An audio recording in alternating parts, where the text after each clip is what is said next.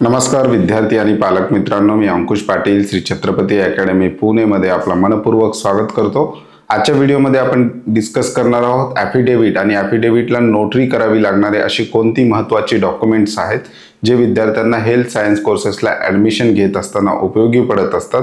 याविषयी detail discussion आपण आजच्या व्हिडिओमध्ये पाहणार आहोत। चॅनलवर नवीन असाल तर अशाच माहितीपूर्ण व्हिडिओसाठी श्री छत्रपती अकॅडमी पुणेच्या यूट्यूब चॅनलला सबस्क्राईब करा। असेच महत्त्वाचे अपडेट्स व्हॉट्सअपवर पाहिजे असतील तर डिस्क्रिप्शन बॉक्समध्ये व्हॉट्सअप चॅनलची सुद्धा लिंक दिलेली आहे। आमच्या नीट यूजी 2025च्या पेड काउन्सिलिंग सर्व्हिसला सुद्धा आम्ही सुरुवात केलेली आहे। डिस्क्रिप्शन बॉक्समध्ये आमचे ऑफिशियल कॉन्टॅक्ट नंबर दिलेले आहेत, त्या नंबरला कॉल किंवा मेसेज करून तुम्ही आमच्या पेड काउन्सिलिंग सर्व्हिसविषयी अधिक माहिती घेऊ शकता। आजच्या व्हिडिओला आपण सुरुवात करतोय। व्हिडिओचा विषय आहे काही डॉक्युमेंट जे आहेत ॲडमिशन घेत असताना ॲफिडेव्हिट स्वरूपात कॉलेजला सादर करावे लागतात, असे कोणते डॉक्युमेंट आहेत ते सुद्धा पाहणार आहोत। बोनाफाईड कोणत्या विद्यार्थ्यांना आवश्यक आहे हे सुद्धा पाहणार आहोत। त्याचबरोबर गॅजेट जे आहे, महाराष्ट्र शासनाचं राजपत्र आहे, ते कोणत्या विद्यार्थ्यांना बनवावं लागतं याविषयी सुद्धा डिटेल डिस्कशन आपण आजच्या व्हिडिओमध्ये पाहणार आहोत। अतिशय महत्त्वाचा व्हिडिओ आहे, अगदी शेवटपर्यंत पहा। याच्यामध्ये कुठलंही ॲडमिशन असो, MBBS असेल, BDS असेल, BMS असेल, BHMS असेल, BUMS असेल, फिजिओथेरपी असेल किंवा वेटरनरी ॲडमिशन प्रक्रिया असेल, या संदर्भात हे डॉक्युमेंट अतिशय महत्त्वाचे आहेत आणि सगळ्या विद्यार्थ्यांना एखादं तरी डॉक्युमेंट असं असतं की ज्याचं ॲफिडेव्हिट करावं लागणार असतं। कोणकोणते महत्त्वाचे डॉक्युमेंट आहेत ते सुद्धा आपण पाहणार आहोत। सगळ्यात आधी समजून घेऊयात की ॲफिडेव्हिट आणि नोटरी म्हणजे नेमकं काय।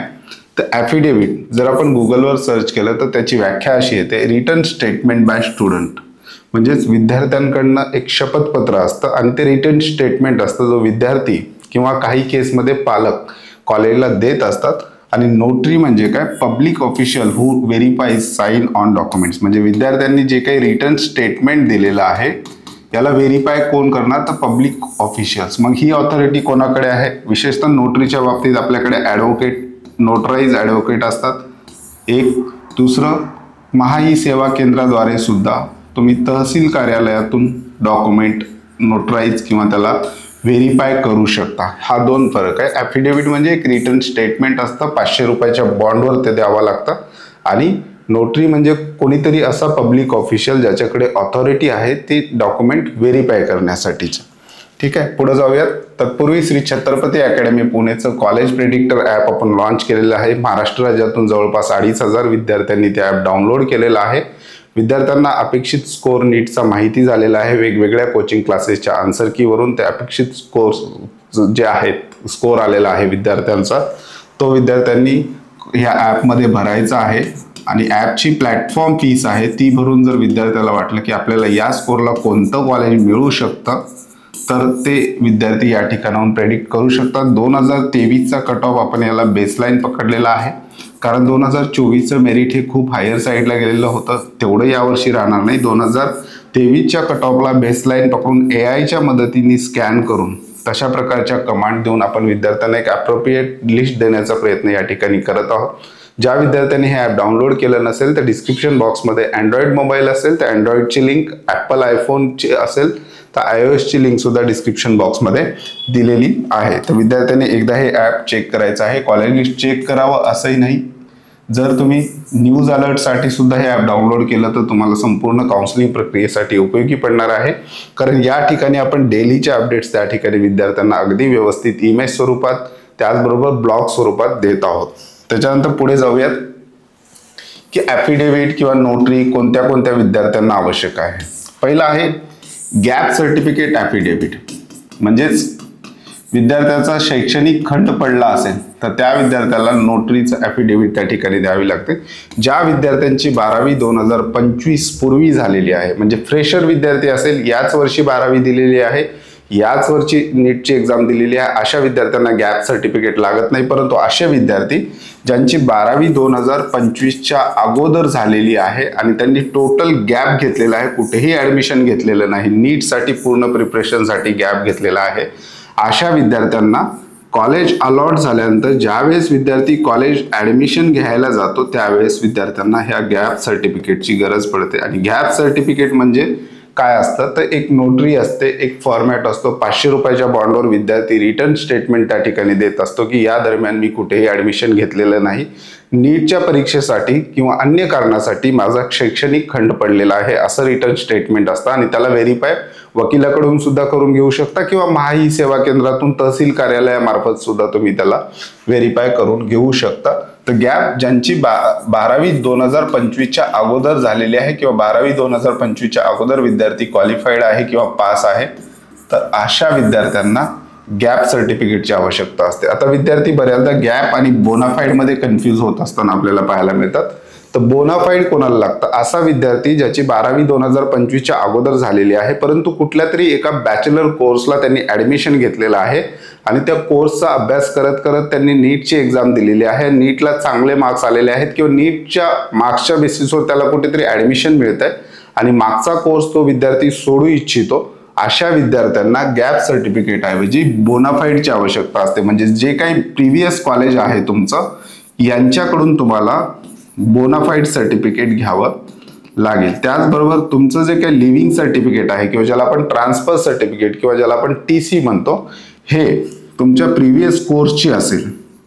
म्हणजे एखादा विद्यार्थी आहे आता सध्या BSc ला आहे आणि यांनी नीटचं प्रिपरेशन केलेलं आहे, नीटमध्ये त्याला चांगले गुण आलेले आहेत किंवा नीटच्या मार्क्सच्या बेसिसवर त्याला एखाद्या कोर्सला इकडे हेल्थ सायन्स कोर्सला ऍडमिशन मिळतं आहे आणि कॉलेज मागचं सोडायचं आहे BScचं, तर BScची जर लिव्हिंग सर्टिफिकेट त्याच्याकडे असेल तर या कंडिशनमध्ये बरेचसे कॉलेज ऍडमिशनच्या वेळेस विद्यार्थ्याकडे बोनाफाईड सर्टिफिकेट, त्याचबरोबर या ठिकाणी प्रिव्हियस कोर्स ज्या युनिव्हर्सिटीमध्ये विद्यार्थी कंडक्ट करतो आहे त्या युनिव्हर्सिटीचं मायग्रेशन सर्टिफिकेट सुद्धा विद्यार्थ्यांना त्या ठिकाणी मागत असतात. अशा केसमध्ये विद्यार्थ्यांना गॅप सर्टिफिकेट ऐवजी बोनाफाईड आणि त्या प्रिव्हियस युनिव्हर्सिटीचं मायग्रेशन सर्टिफिकेट सबमिट करणं गरजेचं असतं. परंतु ज्यांनी प्लेन गॅप घेतलेला आहे, 12वी झालेली आहे, मध्यंतरी कुठेही ऍडमिशन घेतलेलं नाही, फक्त नीटचं प्रिपरेशन विद्यार्थ्यांनी केलेलं आहे, मध्ये दरम्यान विद्यार्थ्यांचे डॉक्युमेंट कुठेही सबमिट झाले नाहीत, अशा विद्यार्थ्यांना गॅप सर्टिफिकेट त्या ठिकाणी द्यावं लागतं. हा गॅप सर्टिफिकेटचा एक फॉर्मॅट आहे, याचा कुठलाही स्टँडर्ड फॉर्मॅट नसतो. कुठल्याही वकिलाकडे जर तुम्ही गेलात गॅप सर्टिफिकेट बनवण्यासाठी तर त्यांचा सुद्धा एक वेगळा फॉर्मॅट असू शकतो. परंतु ज्या विद्यार्थ्यांना फॉर्मॅटची आवश्यकता आहे अशा विद्यार्थ्यांसाठी हा एक फॉर्मॅट आपण बनवलेला आहे. याची लिंक मी डिस्क्रिप्शन बॉक्समध्ये देणार आहे, त्या ठिकाणाहून तुम्ही पाहू शकता की गॅप सर्टिफिकेटचा नेमका फॉर्मॅट कशा प्रकारे आहे. पुढे जाऊयात. आणखी कोणत्या विद्यार्थ्यांना ॲफिडेव्हिटची गरज असते किंवा नोटराईजची गरज असते? तर महाराष्ट्र राज्यामध्ये काही विद्यार्थी मायनॉरिटीमध्ये येतात आणि मायनॉरिटीसाठी विद्यार्थ्यांसाठी काही कॉलेजेस रिझर्व ठेवलेले आहेत वेगवेगळ्या कोर्सेसचे. तर कोणकोणत्या मायनॉरिटी आहेत महाराष्ट्र राज्यामध्ये? तर महाराष्ट्र राज्यामध्ये आपल्याला प्रामुख्याने 2 मायनॉरिटी असलेल्या पाहायला मिळतात. एक रिलिजियस मायनॉरिटी म्हणजे धार्मिक अल्पसंख्याक आपण ज्याला म्हणतो, याच्यामध्ये कोणते विद्यार्थी येतात? मुस्लिम मायनॉरिटीचे स्टुडंट, जैन मायनॉरिटीचे स्टुडंट आणि ख्रिश्चन मायनॉरिटीचे स्टुडंट.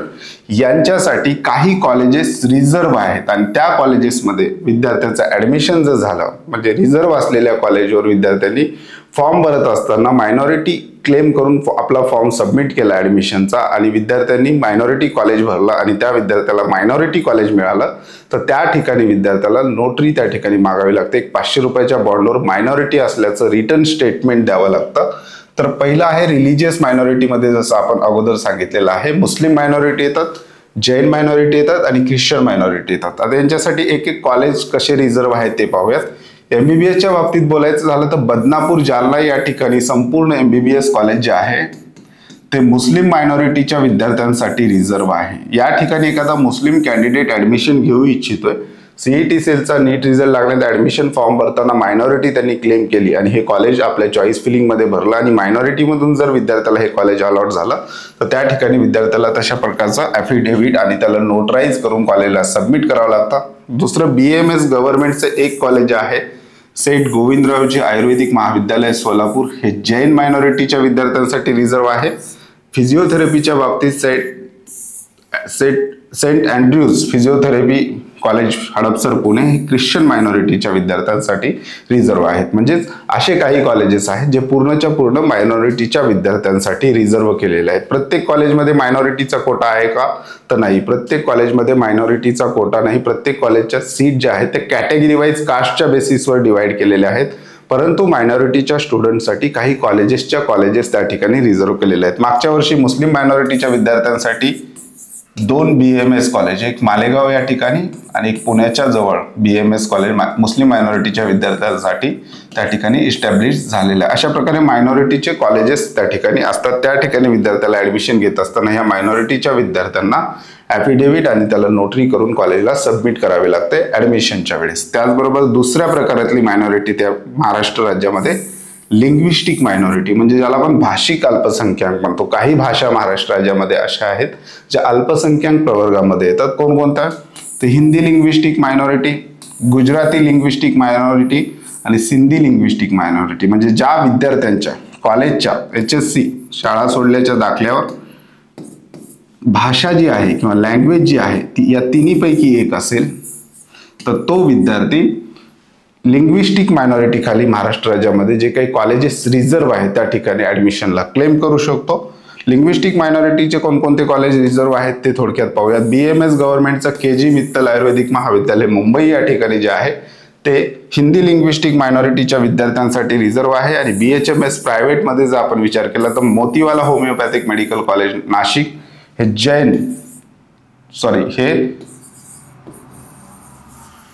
सिंधी लिंग्विस्टिक मायनॉरिटीमध्ये त्या ठिकाणी येत असतं. तर अशा प्रकारे कॉलेजेस जे आहे विद्यार्थ्यांसाठी त्या ठिकाणी रिझर्व्ह केलेले आहेत. आणि हे क्लेम करायचं असेल तर विद्यार्थ्यांना नोटरी किंवा ॲफिडेव्हिट त्या ठिकाणी द्यावं लागतं. आता याच्यासाठी ॲफिडेव्हिटच पुरेसं आहे का? तर नाही. याच्यासाठी तुमचं लिव्हिंग सर्टिफिकेट सुद्धा बघितलं जातं. जर रिलिजियसमध्ये लिव्हिंग सर्टिफिकेटमध्ये मुस्लिम, जैन, ख्रिश्चन असं लिहिलं असेल तर आपण हे मायनॉरिटी क्लेम करू शकतो. लिंग्विस्टिकमध्ये जर भाषेमध्ये हिंदी, गुजराती, सिंधी असेल तर आपण हे मायनॉरिटी क्लेम करू शकतो. हा त्याचा एक फॉर्मॅट आहे. याचाही कुठलाही स्टँडर्ड फॉर्मॅट नसतो. कुठल्याही वकिलाकडे गेलं तरी तुम्हाला ह्याचे वेगवेगळे फॉर्मॅट असू शकतात. कुठलाही CET सेलचा स्टँडर्ड फॉर्मॅट त्या ठिकाणी नसतो. याचा सुद्धा मी जे काही आहे ते तुम्हाला डिस्क्रिप्शन बॉक्समध्ये हा फॉर्मॅट देणार आहे. त्याच्यानंतर आणखी कुठे ॲफिडेव्हिट किंवा नोटरीची गरज पडते? एनी चेंजेस, म्हणजेच विद्यार्थ्याचं फॉर्म भरताना, म्हणजे नीटचा परीक्षा झाल्यानंतर CET सेलचा ॲप्लिकेशन फॉर्म किंवा ऑल इंडिया कोट्याचा ॲप्लिकेशन फॉर्म भरताना काही चुका झाल्या, म्हणजेच नावामध्ये विद्यार्थ्यांनी चूक केलेली आहे, डेट ऑफ बर्थ भरताना विद्यार्थ्यांनी चूक केलेली आहे, तर अशा कंडिशनमध्ये सुद्धा नेम चेंज ॲफिडेव्हिट किंवा जी काही मिस्टेक झालेली आहे अशामध्ये तुम्हाला ॲफिडेव्हिट करावं त्या ठिकाणी लागतं. आणि ते सुद्धा 500 रुपयाच्या बॉन्डवर वकिलाद्वारे शपथपत्र तुम्हाला लिहून कॉलेजला सबमिट करावं लागतं की फॉर्म भरताना माझ्याकडून ही मायनर चूक त्या ठिकाणी झालेली आहे. बरेचसे कॉलेज तसं ॲफिडेव्हिट ॲक्सेप्ट सुद्धा करतात, परंतु नावामध्ये कास्ट रिलेटेड डॉक्युमेंट असतील, तुमचे कॅटेगरी रिलेटेड डॉक्युमेंट असतील, कास्ट सर्टिफिकेट, कास्ट व्हॅलिडिटी किंवा मेजर याच्यामध्ये चुका असतील, नावामध्ये स्पेलिंग जरी मिस्टेक असतील कास्ट रिलेटेड डॉक्युमेंटमध्ये, तर मात्र विद्यार्थ्यांना गॅजेट करण्याशिवाय पर्याय नाही, महाराष्ट्र शासनाचं राजपत्र करण्याशिवाय पर्याय नाही. जर तुमच्या नावामध्ये चूक असेल किंवा नावामध्ये स्पेलिंग मिस्टेक असेल तर त्या ठिकाणी ॲफिडेव्हिट ऐवजी विद्यार्थ्यांनी गॅजेट प्रेफर केलं पाहिजे. गॅजेट हेच एक ऑथेंटिक मार्ग त्या ठिकाणी आहे. त्यामुळे विद्यार्थ्यांनी आपले डॉक्युमेंट व्यवस्थित चेक करायचे आहेत की आपल्या नावामध्ये कुठे चूक नाही का, आपले कॅटेगरीचे डॉक्युमेंट आहेत त्याच्यावर नाव पूर्ण सारखं आहे का, आपलं 10वीचं मार्कशीट आहे त्याच्यावर जे नाव आहे तशाच प्रकारचं नाव आपल्या कास्ट सर्टिफिकेटवर आलेलं आहे का, किंवा त्याच्यामध्ये स्पेलिंग मिस्टेक कुठे आहे का, एक्स्ट्रा अल्फाबेट त्या ठिकाणी ऍड झालेला आहे का, हे सगळं व्यवस्थित विद्यार्थ्यांनी चेक करून घ्यायचं. आणि तशी चूक असेल, ती मेजर चूक आहे, त्याला ॲफिडेव्हिट नुसतं चालणार नाही, तर त्याला गॅजेट हा सुद्धा एक मार्ग आहे. गॅजेट केलं म्हणजे तुमच्या सगळ्या चुका त्याच्यामध्ये माफ केल्या जातात कॉलेजद्वारे. गॅजेट हे एक ऑथेंटिक डॉक्युमेंट होतं ॲफिडेव्हिट पेक्षा. तर अशा प्रकारचे हे वेगवेगळे डॉक्युमेंटचं फॉर्मॅट आहे ज्याची नोटरी किंवा ज्याला 500च्या बॉन्डवर घेऊन वकिलाद्वारे करू शकता किंवा सेवा केंद्राद्वारे करू शकता. हे एक महत्त्वाचा टॉपिक तुमच्यासोबत शेअर करण्यासाठी आलेलो होता. पुढे चालून आपल्या ॲपमध्ये सुद्धा विद्यार्थ्यांना डॉक्युमेंट व्हेरीफाय करण्याची सुद्धा आपण त्या ठिकाणी टॅब देणार आहोत, ते सुद्धा इन्क्लूड करणार आहोत. त्याच्यामुळे ॲप डाउनलोड केलं नसेल तर डिस्क्रिप्शन बॉक्समध्ये ॲपच्या लिंक आहे. त्याचबरोबर आमच्या पेड काउन्सिलिंग सर्व्हिसमध्ये सहभागी व्हायचं असेल तर डिस्क्रिप्शन बॉक्समध्ये आमचे कॉन्टॅक्ट नंबर दिलेले आहेत, त्याचबरोबर आमचा ॲड्रेस सुद्धा दिलेला आहे. त्या नंबरला कॉल किंवा मेसेज करून तुम्ही आमच्या पेड काउन्सिलिंग सर्व्हिसमध्ये सहभागी होऊ शकता. तुर्तास आजच्या व्हिडिओमध्ये आपण इथेच थांबतोय. पुन्हा भेटूयात आणखी एका नव्या आणि माहितीपूर्ण व्हिडिओमध्ये. धन्यवाद.